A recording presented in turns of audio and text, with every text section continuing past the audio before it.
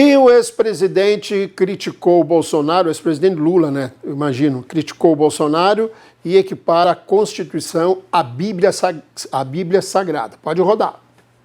Estamos enfrentando uma pessoa desequilibrada mentalmente.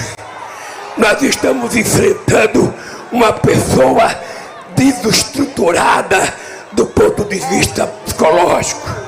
Nós estamos enfrentando uma pessoa que acha que a polícia tem que matar e não que prender.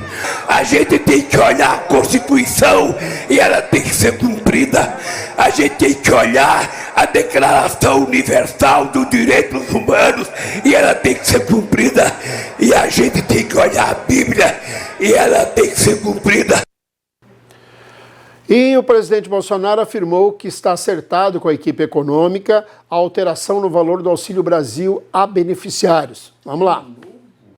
Também aqui os programas, né, do governo praticamente pós-pandemia. Os caminhoneiros, já 190 mil caminhoneiros receberam seu auxílio nesse mês.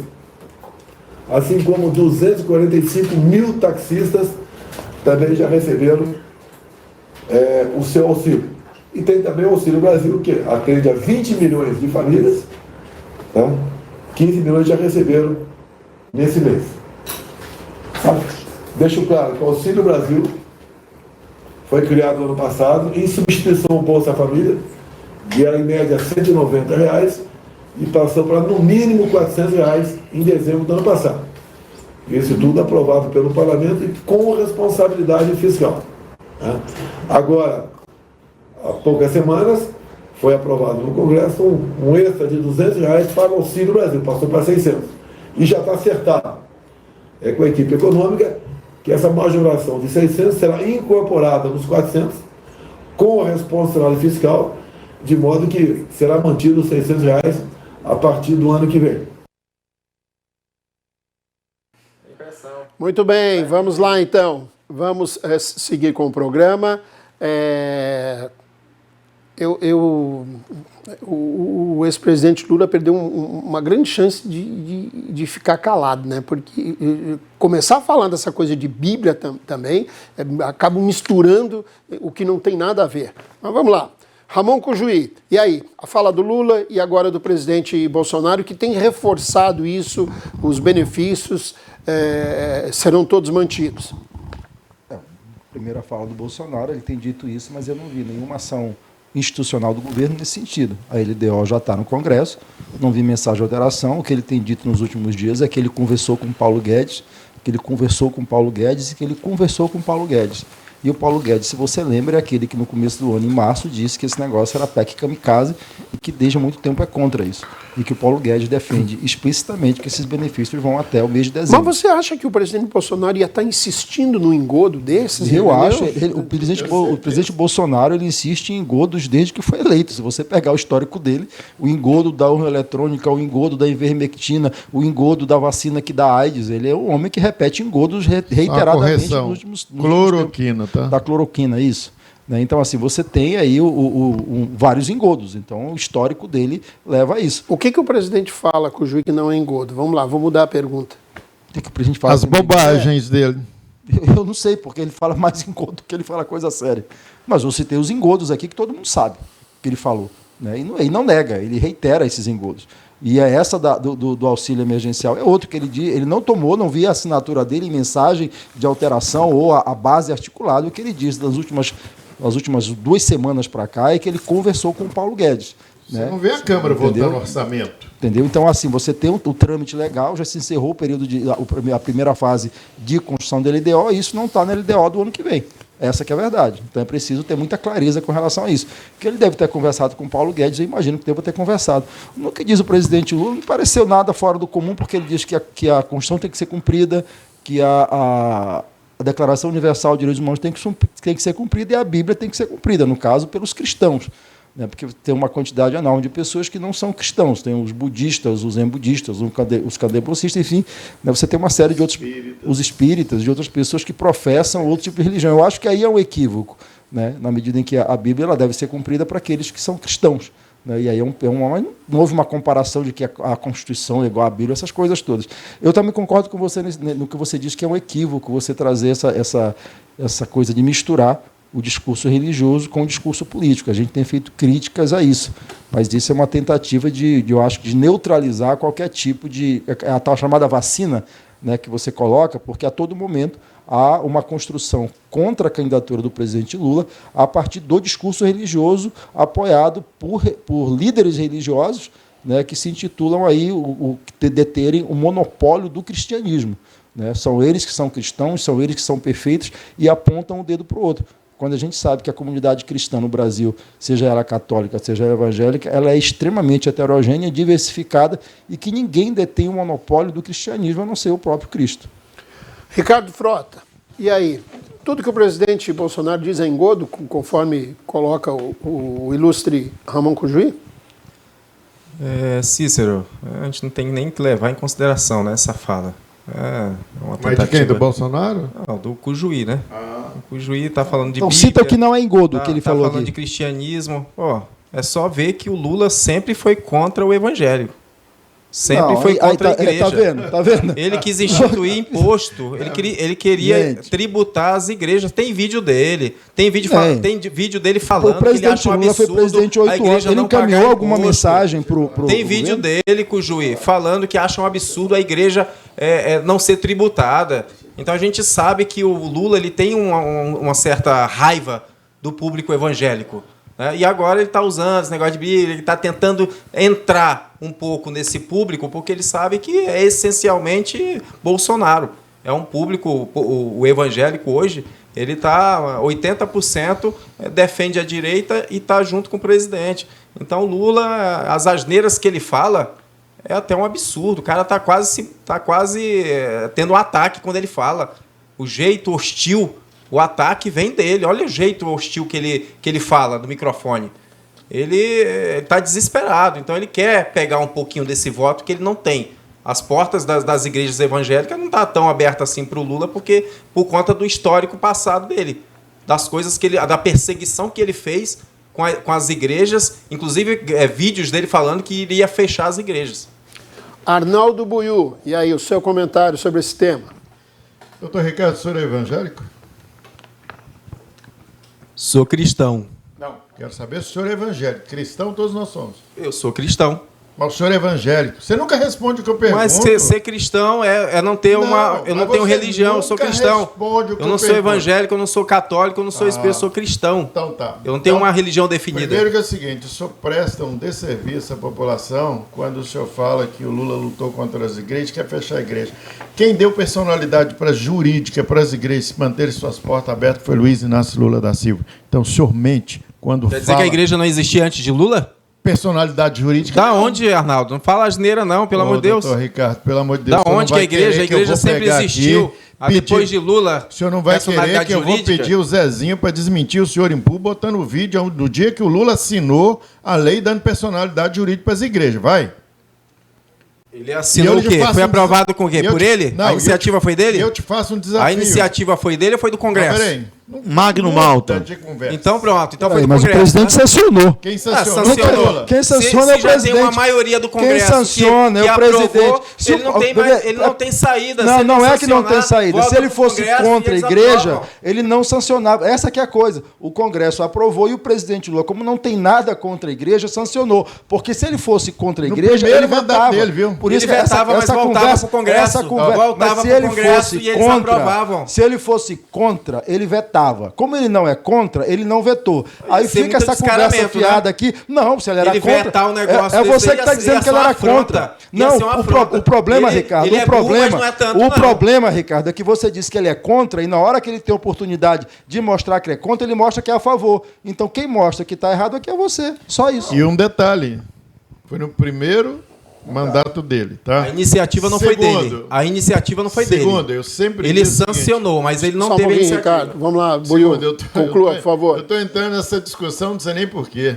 Porque eu acho um cúmulo do absurdo. E aí o Lula comete um erro em fazer igual o Bolsonaro, que a vida inteira, certo, pegou Jesus e Deus como cabo eleitoral. Isso é ridículo, isso é de última. E agora pegou a treslocada da mulher dele ainda para fazer militância fascista,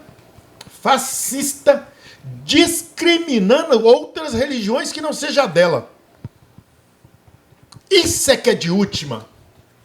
Tá? Ela atacou os espiritismos, atacou os católicos, atacou tudo. Fazer separativismo fascista em cima de religião. Isso é que é um absurdo. E comparou Bolsonaro a Jesus, que é uma das maiores heresias que poderia ter acontecido. Então, respeitemos os outros dogmas religiosos. Aquela mulher que está lá é uma louca. Muito bem. Zezinho, sua opinião sobre esse tema? É um tema bem polêmico, controverso. O que a gente vê é o seguinte, que o juiz eu acho que não viu ontem, é porque ele pega só os relances. Ele não viu ontem o político dele de estimação ontem, lá na fala dele, falando que iria aumentar o auxílio Brasil, que não ia ser só 600. Quem falou foi Ciro Gomes também ontem. Não, mas por favor, Buiú, quem falou ontem que disse que... Mas é justo aumentar, você não acha, Zezinho? Sim, mas é discurso de assistencialismo politiqueiro. Aí o outro não está falando que vai manter e que vai aumentar também? Se você repudia um, os dois estão cometendo as mesmas coisas. Mas tem que dar o dinheiro de quem? É deles? Não é do povo, então tem que distribuir o dinheiro do povo. De onde vai tirar, Buiú? Ora, da onde vai tirar? Você tem que ter responsabilidade. E quando você fala que uma pessoa... Você é contra dar auxílio pro pessoal que está passando fome aí, que está com necessidade, Zezinho? Eu não sou contra, Buiú. Eu sou contra que tenha um plano, um projeto de povo de nação, que o juiz sabe que teve anos no governo e não tiveram. Mas, Zezinho, como é que tem projeto? Por favor, Buiú, é meu tempo, deixa eu concluir. Eu sei que é seu tempo, mas você está caminhando no caminho errado, ué. Como é que vai fazer o projeto? O caminho que é como é que vai fazer o projeto de planeação? Senhores, tá colocando o que é certo e errado. Senhores, Zezinho, depois... Buiú, você vai ter uma parte depois. Zezinho, conclua, por favor. Aí, quando a gente vê que, se você fala com uma pessoa desestruturada, isso é discurso de ódio. Isso é ataque, isso é ofensa. Para que isso? Pegue o tempo que tem ali com os apoiadores, com as pessoas que acreditam no projeto e vamos falar de povo, vamos falar de nação. Não tem. Só tem discurso. Só tem coisa vazia. Não tem. Esse negócio de dizer que tem um projeto de povo, não tem. Que nós vamos viver o que viveu de 2003 a 2006, porque 2008 já, o Brasil já estava, quer dizer... Até 2008, aliás.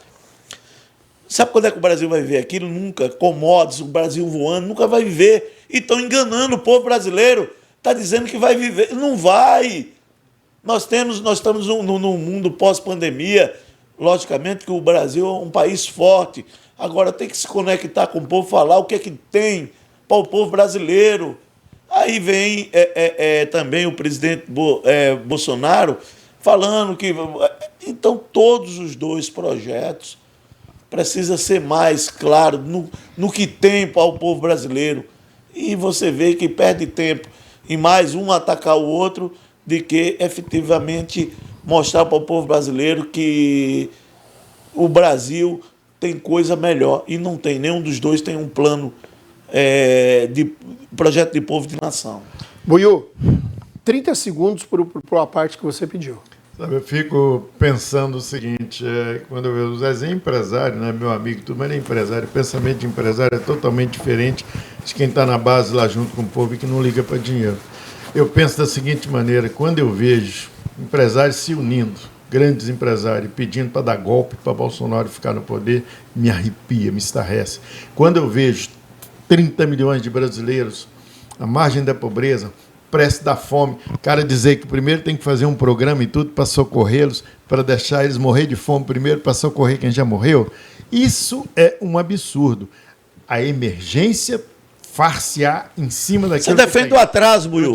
Você defende o governo, você defende o atraso. A fome é atraso. Você defende o retrocesso da Dilma. A fome é o presente. Veja o retrocesso do governo Dilma. Você defende isso. A fome é o presente, não é o atraso. Não estou defendendo o atraso. Agora, eu defendo sim. Eu defendo um país, Zezinho, que não faça... Eu defendo o povo brasileiro. Zezinho, eu defendo um país que não faça... Você defende uma ideologia. Não, eu defendo um país que não faça homens ricos Eu defendo um país que faça o país adquirir riquezas. Buiu, já deu seus Não 30 homem rico. segundos. Ramon Cujui pediu 30 segundos também. Vamos lá. O Zezinho se equivoca quando fala que não há projeto de nação. E eu vou ter que citar isso aqui, e não é 2008, é até 2010.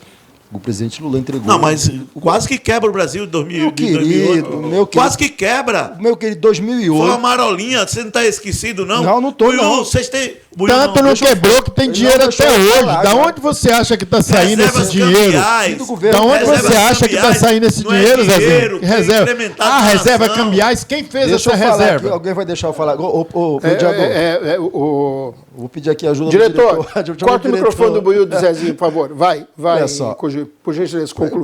Nós tivemos em 2008 a maior crise da economia capitalista depois da crise de 29.